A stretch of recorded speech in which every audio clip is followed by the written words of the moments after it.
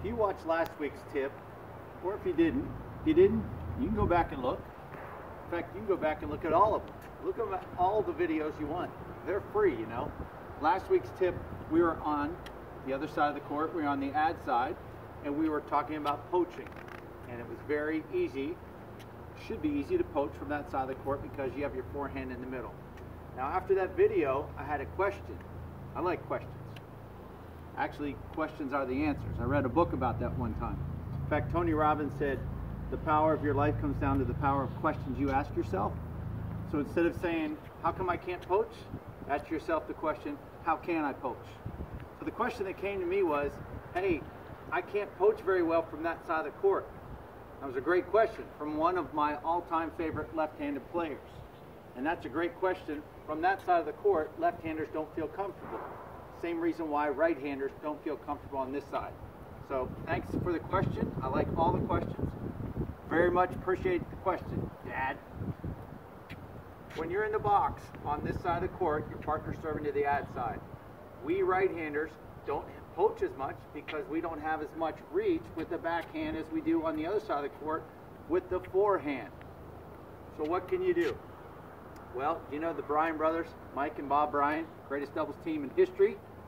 The main reason why that they, or one of the reasons why, got lefty on the do side, righty on the ad side, is because they have what in the middle? Their forehands in the middle. In fact, that's what their dad told me at a seminar, Mr. Wayne Bryan. If you ever get a chance to see him speak, by the way, he's awesome. He hosts a lot of clinics at tournaments like the one here in Atlanta, the BB&T every year. Shout out to my boy Eddie Gonzalez. It's a great tournament. You should get your tickets now, folks. So, you feel like you can't poach because you don't have as much reach. What can you do? First thing you want to do is fake. You ever hear that expression, fake it till you make it? You want to fake before the person hits the ball. I've had players say, I don't have time to fake and come back. Well, I don't want you to do all that crazy stuff either. A great fake is a simple move like this.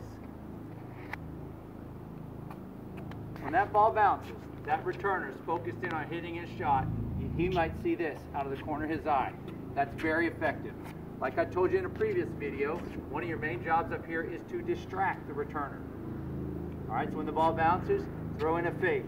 You could even fake like this. Stand close to the alley. When the ball bounces, this is what I call jack in the box. Just move to the center. He will see your movement, and that's faking him. He's going to think that you're poaching. Now remember this, you right-handed players. Most of your returners and opponents are left-handed, or excuse me, are right-handed. So if that person is returning his backhand or her backhand, it's going to go cross-court most of the time. Backhands usually go cross-court. They're harder to hit down the line. If he goes to his left, he might hit a forehand. He might hit down the alley. We got to wrap this up where the chopper gets us, by the way. So remember, get in the box, fake. When he gets a backhand, you can take a subtle step to the middle.